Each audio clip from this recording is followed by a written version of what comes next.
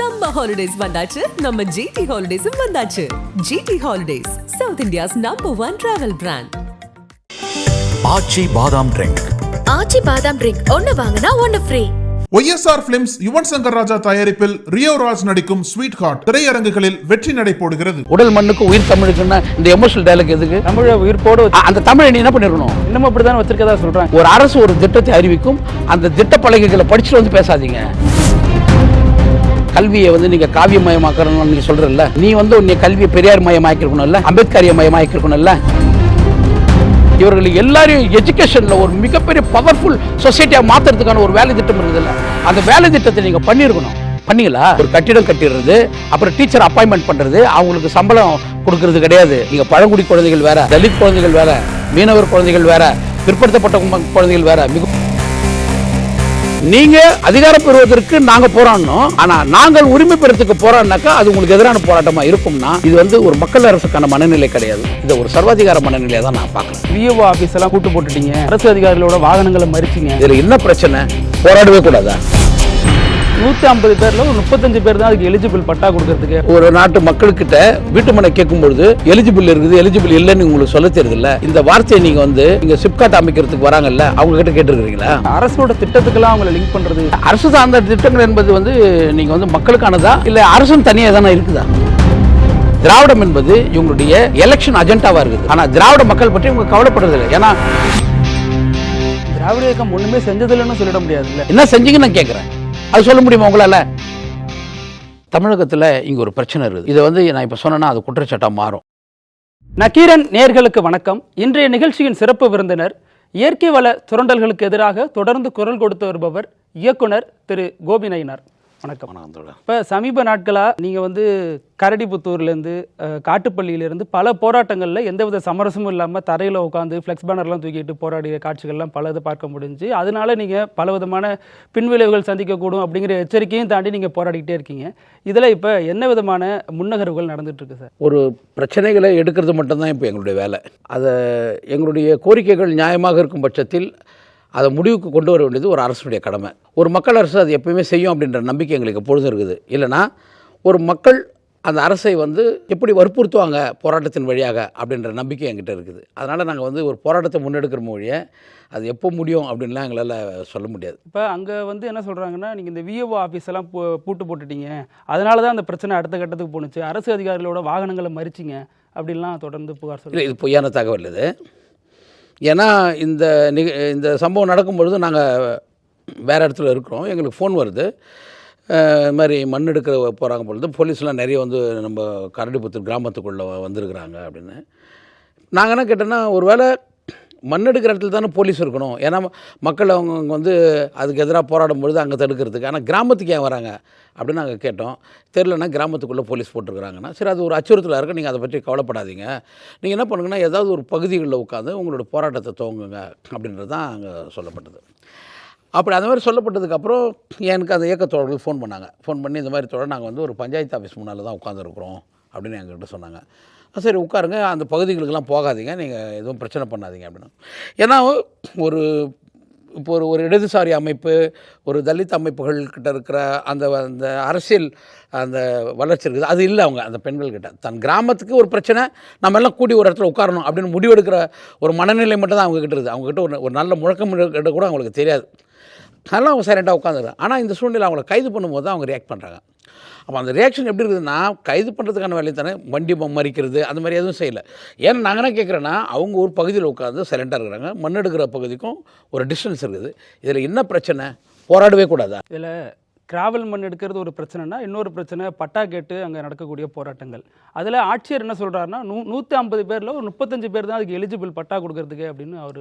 எலிஜிபிள்னா என்ன? இப்போ எலிஜிபிள்னா என்ன அப்படின்னு ஒரு கேள்வி கேட்குறோம்.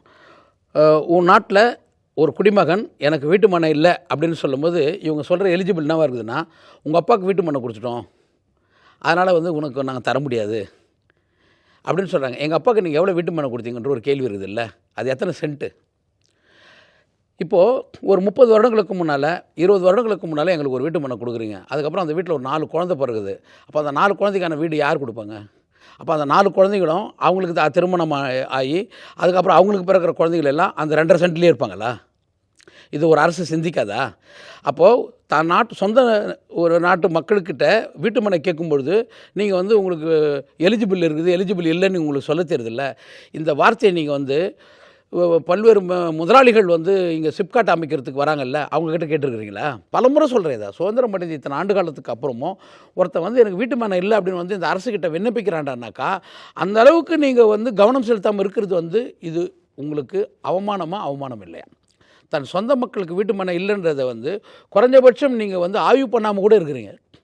ஆனால் ஒரு முதலாளிகள் ஒரு சிப்காட் அமைக்கிறதுக்கு, தொழில் பூங்கா அமைக்கிறதுக்கு ஒரு லேண்டு கேட்டாக்கா நீங்கள் எத்தனை ஏக்கர்னாலும் கொடுக்குறதுக்கு தயாராக இருக்கிறீங்க. அது என்ன மாதிரியான நிலங்களாக இருந்தாலும் அது ஏரியா இருந்தால் கூட பரவாயில்ல, நீங்கள் நீர் ஆதாரங்கள் இருக்கிற பகுதிகளும் கூட நீங்கள் கொடுக்குறீங்கல்ல. அப்போ ஒரு முதலாளி வாழறதுக்கு உங்ககிட்ட எந்த ஸ்கேலும் கிடையாது. ஆனால் ஒரு சாதாரண ஒரு குடிமகன், ஒரு கூலி தொழிலாளி உங்ககிட்ட வந்து வீட்டு மனை கேட்டானா, ஒரு தலித் கேட்டான்னா அவங்ககிட்ட நீங்கள் 150 கேள்வி கேட்பீங்க. இது என்ன மாதிரியான அளவீடு இது? சும்மா ஒரு எக்ஸாம்பிள் சொல்கிறேன். ஏதாவது ஒரு மாவட்டத்தை சேர்ந்தவங்களாக இருப்பாங்க. அந்த மாவட்டத்துக்கு நீங்கள் ஓட்டு லிஸ்ட்டு போடும்போது அவங்க கேட்பாங்க, அந்த ஊரில் போய் அந்த கிளை செயலாளர்கிட்ட கேட்பாங்க, எங்கடா இவங்கெல்லாம் காணோம் அப்படின்னா எல்லாம் வந்து ஊருக்கு போய்க்கிறாங்க, அப்போ காசு கொடுப்பல்ல, சீக்கிரம் வந்துட சொல்லு, வண்டி வச்சு அவங்கள வர வச்சு ஓட்டு வாங்குவல்ல, அவங்ககிட்ட வாக்கு கொடுத்தா தாண்டா நீ அதிகாரத்துக்கு வர முடியும்ன்ற நிலை உனக்கு இருக்குது இல்லை? அப்போ அந்த தெளிவு இருக்கிற நீ, ஆனால் அந்த மக்கள் சாலையில் படுத்துன்னு இருக்கிறாங்க. தான் வாழ்வாதாரத்துக்காக தன் சொந்த நிலத்திலேருந்து அவங்க வந்து சொந்த மாநிலத்திலேயே சொந்த ஊர்லேயே அவங்க என்ன பண்ணுறாங்கன்னா அகதியாக போகிறாங்க அப்படின்ற ஒரு இழிவு இருக்குது இல்லை? அதை பற்றி என்னைக்காவது நீ சிந்திச்சிருக்கிறியா? எதுக்கு நீங்கள் இந்த அரசு ஆகுறீங்க? எதுக்கு நீங்கள் எம்பி ஆனீங்க? எதுக்கு நீங்கள் எம்எல்ஏ ஆனீங்க? எதுக்கு நீங்கள் அமைச்சர் ஆனீங்க? இப்போ கிராவல் மண் இப்போ எடுக்கிறதெல்லாம் தற்காலிகமாக நிறுத்தி வச்சுருக்கோம் அப்படின்னு அந்த ஆட்சியர் சொல்கிறாரு. அப்புறம் ஏன் தான் இந்த போராட்டம்? இல்லை, இப்போ ஏன் தான் இந்த போராட்டம் அப்படின்றேன். அதாவது கரடிபுத்தூரில் கல்லாங்குத்தூர்னு ஒரு லேண்டு, அது ஒரு புறம்போக்கு வகைன்னு வச்சுக்கோங்க, ஒரு 5 ஏக்கர். அந்த இடத்துல வீட்டு மனை கேட்டு நாங்கள் ரொம்ப நாளாக போராடி நிற்கிறோம். அங்கே தான் நீங்கள் மண் எடுக்கிறதுக்கு அனுமதிச்சிருக்கிறீங்க. அங்கே மண் எடுக்க நீங்கள் அனுமதித்த உடனே நாங்கள் வந்து அதுக்கு முன்னாடி நாங்கள் போய்ட்டு மாவட்ட ஆட்சித்தலைவரை சந்தித்து இங்கே மண் எடுக்கக்கூடாது, ஏன்னா நாங்கள் வீட்டு மனை கேட்டுருக்குறோம், ஒருவேளை நீங்கள் மண் எடுக்க அனுமதிச்சிட்டிங்கனாக்கா எதிர்காலத்தில் இந்த இடம் எங்களுக்கு கிடைக்காம போயிடும். ஏன்னா இது கல்லாங்குத்துன்றது வந்து வீட்டு மனைக்கான ஏதுவான ஒரு நிலம். அதாவது நிலமில்லாத போது நாங்கள் வேறு ஏதாவது மேய்ப்புக்கால புறம்போக்குலையோ இல்லை பாட்டு புறம்போக்குலையோ கேட்டோம்னாக்கா இது வந்து வீட்டு மனைக்கு வழங்க முடியாது அப்படின்னு நீ சொல்கிற, வகை மாற்றம் செய்ய முடியாதுன்ற. ஆனால் கல்லாங்குத்து போன்ற வீட்டு மனைக்கு ஏதுவான நிலங்களை அங்கே போய் நாங்கள் கிளைம் பண்ணும்போது அதை கொடுக்கறதுக்கு நீ யோசிக்கிற. அப்போ என்ன ஆகுதுனாக்கா அங்கே மண் எடுக்கிறதுக்கு அனுமதிக்கிறேன். அப்போ நாங்கள் கேள்வி கேட்குறோம், ஏங்க இங்கே மண் எடுக்காதீங்க, நாங்கள் மண் எடுக்கக்கூடாதுன்னு சொல்ல, ஏன்னா அரசு வேலைன்னு எங்ககிட்ட சொல்கிறாங்க, அதனால் நீங்கள் மண் எடுக்கக்கூடாதுன்னு சொல்ல, வேறு எங்கன்னா போய் எடுங்க, இந்த இடம் வந்து வீட்டு மனைக்கான இடம் அப்படின்னு சொல்கிறோம். 2 காரணங்கள் நாங்கள் அதில் வந்து ரொம்ப முக்கியமான காரணமாக கருதுகிறோம். ஏன்னா இந்த இடத்துல நீங்கள் பள்ளம் எடுத்துட்டிங்கன்னா இங்கே தண்ணி தேங்கும். தண்ணி தேங்கிச்சுனாக்கா மழை காலங்களில் எங்கள் ஆடு மாடுகள் விழுந்து சாகிறதுக்கு வாய்ப்பு இருக்குது, குழந்தைகள் விழுந்து இறந்து போகிறதுக்கான வாய்ப்பு இருக்குது. அதனால் இங்கே நீங்கள் வந்து மண் எடுக்காதீங்க அப்படின்னு நாங்கள் பள்ளம் போடாதீங்கன்னு நாங்கள் சொல்கிறோம். 2வது நான் சொல்கிறேன்னா, இந்த இடத்துல நீ பள்ளம் போட்டுட்டேன்னா எதிர்காலத்தில் இந்த வீட்டை நாங்கள் வீட்டு மனை கேட்குறதுக்கு வாய்ப்பு இல்லாமல் போய்டும் அப்படின்னு சொல்கிறோம். அதை மீறி நீங்கள் மண் எடுக்கிறீங்க. சரி, மண் எடுக்கும்போது மக்கள் வந்து போராட தயாராக இருக்கிறாங்க. எப்படின்னா அமைதியாக போராடுறாங்க, தன் சொந்த ஊரில் தன்னுடைய பஞ்சாயத்து அலுவலகத்துக்கு முன்னால் போராடுறாங்க. இது என்ன தப்பு? போராடவே கூடாதுன்றது வந்து தப்பு தானே. அப்போ என்னென்னா, நீங்கள் அதிகாரம் பெறுவதற்கு நாங்கள் போராடணும், ஆனால் நாங்கள் உரிமை பெறத்துக்கு போராடினாக்கா அது உங்களுக்கு எதிரான போராட்டமாக இருக்கும்னா இது வந்து ஒரு மக்கள் அரசுக்கான மனநிலை கிடையாது. இதை ஒரு சர்வாதிகார மனநிலையாக தான் நான் பார்க்குறேன். ஏன்னா யார் போராடணும் யார் போராடக்கூடாதுன்னு சொல்கிறதே ஒரு விதமான சர்வாதிகாரம். ஏன்னா இந்த உலகத்தில் யார் போராடுவாங்கனாக்கா உரிமையற்றவர்கள், ஒடுக்கப்பட்டவர்கள், தனக்கான தேவைகளை வந்து அடிப்படை தேவைகளை நிறைவேற்றி கொள்ள முடியாதவர்கள், பேசுவதற்கு வாய்ப்பு இல்லாதவர்கள், அதிகாரமற்றவர்கள் தான் போராடுவாங்க. அப்போ இவங்கெல்லாம் போராடக்கூடாதுன்னு ஒருத்தர் சொல்கிறாருனாக்கா அப்போது இவங்க போராடினாங்கனாக்கா நம்மளுடைய அதிகாரம் வந்து சரிந்து விடும் என்ற அச்சம் யாருக்கு இருக்குதோ அவங்களுக்கு தான். அப்போது அது ஒரு சர்வாதிகார அமைப்பாக தானே இருக்க முடியும். அடுத்து என்ன பலரும் சொல்கிறாங்கன்னா, இதெல்லாம் கோபி நயினார் கேட்கக்கூடிய இடத்துல தானே இருக்கார், ரொம்ப நெருக்கமான இடத்துல இருக்கார், அவர் நினச்சா யாரை வேணாலும் சந்திக்கலாம், இதெல்லாம் அவர் எளிமையாக கடந்து போகிறவர்கிட்ட பொதுவெளியில் விமர்சிக்கிறது மூலமாக என்ன சொல்ல வராரு, என்ன சொல்ல விரும்புகிறாரு அப்படின்னு. ஆளுங்கட்சியோடு நீங்கள் நெருக்கமான ஒரு கூட்டணியில் இருக்கிறீங்க. அப்படி இருக்கும்போது நீங்கள் அவங்கள அணுகி இந்த வேலையை நீங்கள் செய்யலாம் இல்லையா அப்படின்னு நீங்கள் ஒரு கேள்வி கேட்குறீங்களே. தமிழகத்தில் இங்கே ஒரு பிரச்சனை இருக்குது. இதை வந்து நான் இப்போ சொன்னேன்னா அது குற்றச்சாட்டாக மாறும். ஏன்னா இடதுசாரி இயக்கங்கள் இருக்குது, தலித் இயக்கங்கள் இருக்குது, பெண்கள் இயக்கங்கள் இருக்குது, நிறைய மனித உரிமை அமைப்புகள் எல்லாமே இருக்குது. இவர்களுடைய பிரச்சனைகளை வந்து திராவிட இயக்கங்கள் மட்டும் எப்பயுமே வந்து அவங்களுடைய அரசியலுக்கு இணையாக செவிசாய்க்காது. இதுதான் இங்கே இருக்கிற பிரச்சனை. தமிழகத்தில் ஒரு கட்சி வேணுமென ஆளலாம், ஆனால் தமிழகத்தை பல்வேறு அமைப்புகள் கூட்டு சேர்ந்து பாதுகாத்து வச்சுக்கும் அந்த கட்சி ஆளுறதுக்கு. அதுக்கு பேர் தான் கூட்டணின்றது. கூட்டணின்றது வெறும் தேர்தலில், சட்டமன்றத்தில், பாராளுமன்றத்தில் பங்கேற்கிறது மட்டும் இல்லை. ஒரு ஐடியாலஜிஸ்டாக மாறி இஸ்லாமியர்கள், தலித்துகள், இடதுசாரிகள் இவங்கெல்லாம் வந்து ஒரே கருத்து உள்ள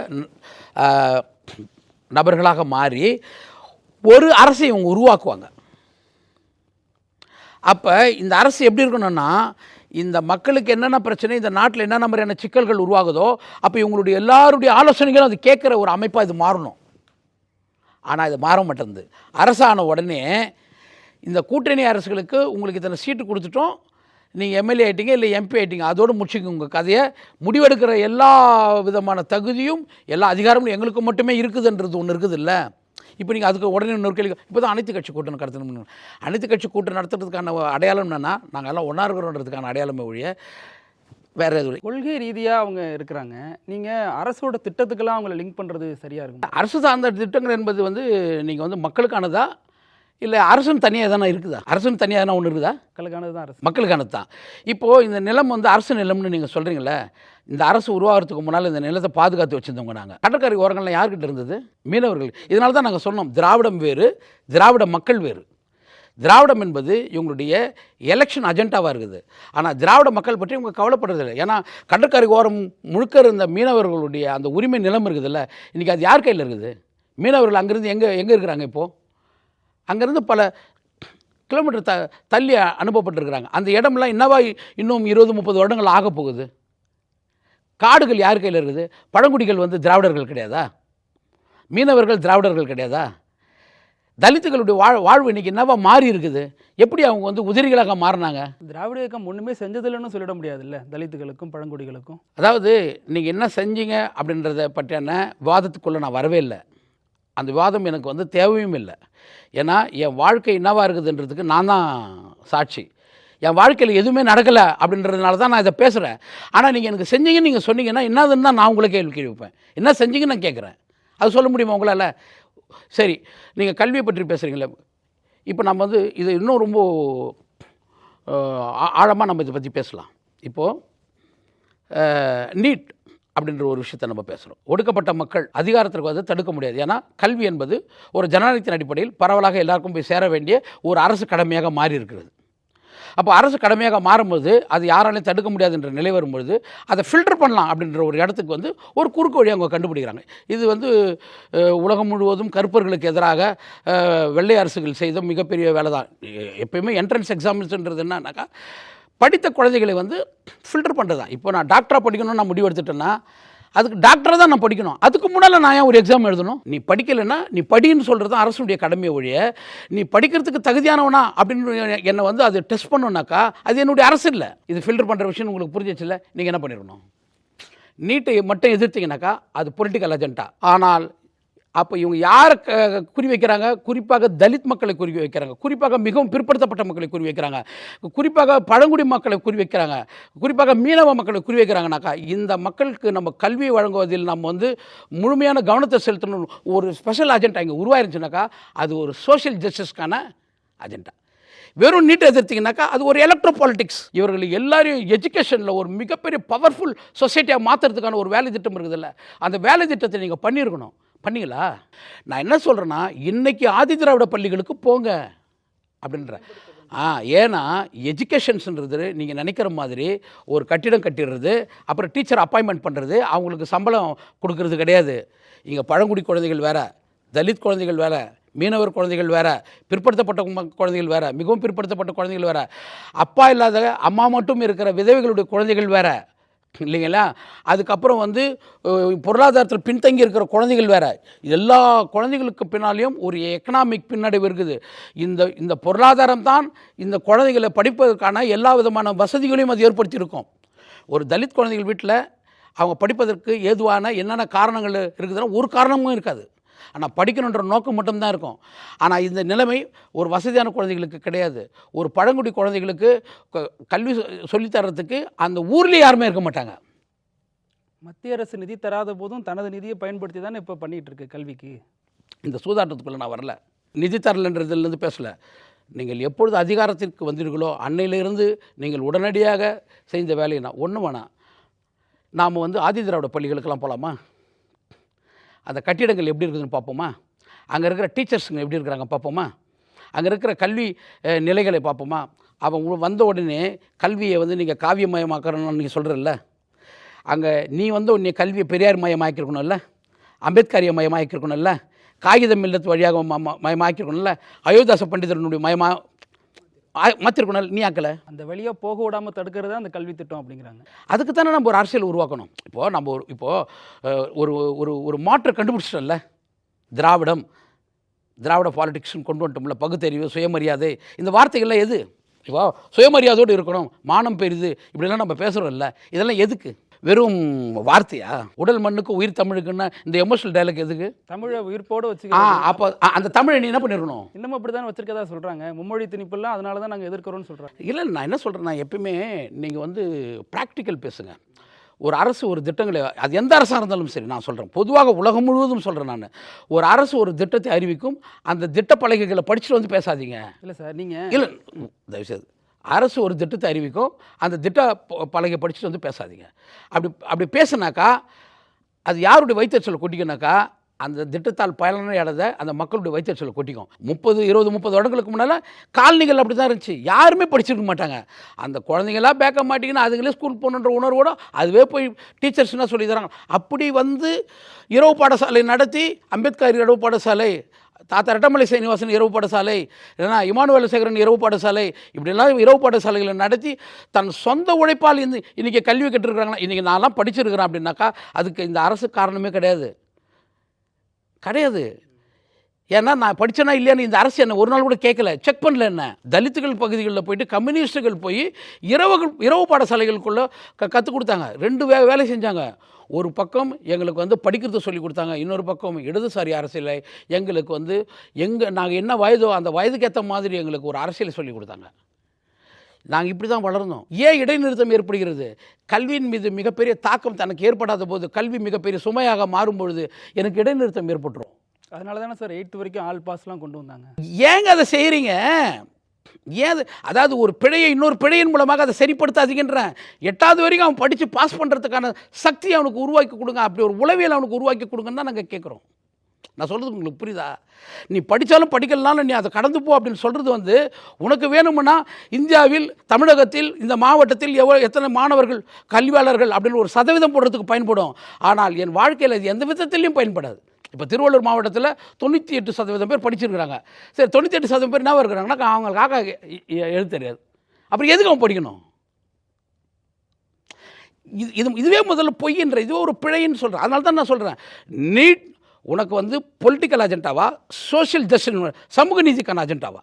சமூக நீதிக்கு அஜெண்டானாக்கா உன் கவனம் எல்லாம் இந்த பக்கம் திரும்பிடணும். அதாவது திருவள்ளூர் மாவட்டத்தில் ஏதாவது ஒரு ஊரில், கரடிபுத்தூர் ஊரில் ஒரு புலோமினான்னு ஒரு பொண்ணு படிக்கலைனாக்கா அது சிஓ டிஸ்ட்ரிக்ட் ஆஃபீஸருக்கு தெரியணும், அந்த புலோமினா ஏன் படிக்கலை, என்ன பிரச்சனை? அது குழந்தைக்கு அப்பா இல்லை, அம்மா எங்கே? அம்மா வந்து நோய்வாய்ப்பட்டுறாங்க, மருத்துவமனைக்கு போகிறதுக்கு அவங்களுக்கு நேரம் சரியாகுது, அவங்க தாம்பரம் மருத்துவமனையில் அட்மிட் ஆகிருக்கிறாங்க, குழந்தைய பார்த்துக்கிறதுக்கு பக்கத்து வீட்டில் இருக்கிறாங்க. அந்த குழந்தைக்கு கேர் எடு, அந்த குழந்தைய கூட்டு வா, அதுக்கான உணவு யார் கொடுக்குறது, அதுக்கான ஒரு விடுதி ஏற்படுத்து, அவங்க படிக்கணும். அந்த பொண்ணு இந்த வருடம் வந்து 10வது பாஸ் பண்ணி ஆகணும், அதுக்குன்னு ஸ்பெஷல் கேர் எடுக்கிறது இருக்குதுல்ல. இது எஜுகேஷனில் ஒரு அரசு, இதுக்கு பேர் தான் பெரியார் அரசு. நக்கீரன் டிவிக்கு சப்ஸ்கிரைப் செய்யுங்கள். உங்கள் ஆதரவே எங்கள் பலம். ஆசிரியர்களுக்கு நண்பனாகவும் மாணவர்களுக்கு ஆசானாகவும் திகழும் தேர்வு வழிகாட்டி. ஒவ்வொரு பாடத்திற்கும் அனுபவமிக்க ஆசிரியர்களின் துல்லியமான தெளிவான விடைகள். CNC இருக்கு, தேர்வு பயம் எதற்கு? இது தீரன் பப்ளிஷிங் ஹவுஸ் விற்பனை வெளியீடு.